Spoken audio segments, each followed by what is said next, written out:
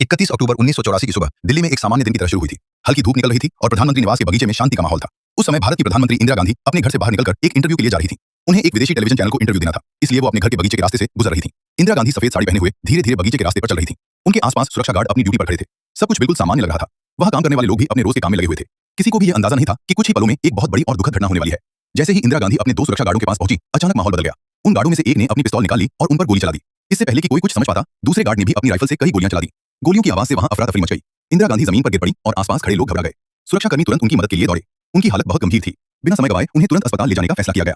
कुछ ही मिनटों में एक एम्बुलेंस उन्हें लेकर तेजी से दिल्ली की सड़कों से गुजरती हुई अस्पताल की ओर दौड़ने लगी। उन्हें दिल्ली के बड़े अस्पताल all India institute of medical sciences में भर्ती कराया गया।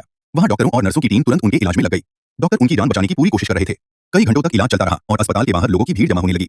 इस बीच खबर धीरे धीरे पूरे देश में फैलने लगी। लोग रेडियो और टेलीविजन पर लगातार समाचार सुन रहे थे। हर किसी को उम्मीद थी कि शायद डॉक्टर उन्हें बचा लेंगे। लेकिन दोपहर के समय डॉक्टरों ने एक बहुत दुखद खबर दी। उन्होंने बताया कि इंदिरा गांधी अब इस दुनिया में नहीं रहीं। यह खबर सुनते ही पूरे देश में शोक की लहर फैल गई। लोग स्तब्ध रह गए और हर जगह दुख का माहौल बन गया। इंदिरा गांधी भारत की एक मजबूत और प्रभावशाली नेता थीं। उन्होंने कई सालों तक देश का नेतृत्व किया था। उनकी मृत्यु के बाद लाखों लोग उन्हें श्रद्धांजलि देने के लिए सड़कों पर उतर आए। इसके बाद उनके बेटे राजीव गांधी को देश की जिम्मेदारी सौंपी गई और वह भारत के नए प्रधानमंत्री बने।